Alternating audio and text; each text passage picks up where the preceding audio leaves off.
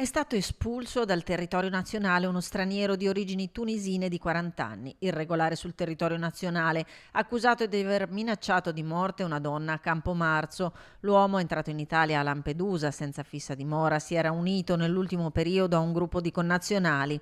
Episodio che risale a mercoledì pomeriggio e che la giovane mamma aveva raccontato ai nostri microfoni.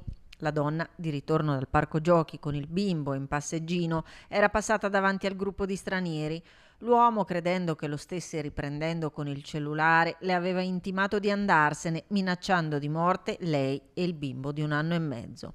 La mamma spaventata aveva subito chiamato le forze dell'ordine e denunciato l'accaduto. Nel corso di un servizio straordinario di controllo del territorio nelle zone del centro, voluto dal questore di Vicenza Francesco Zerilli, l'uomo, che annovera precedenti per rapina, resistenza pubblico ufficiale e lesioni personali, è stato rintracciato ed espulso, ora in attesa di essere imbarcato per il rimpatrio nel suo paese d'origine.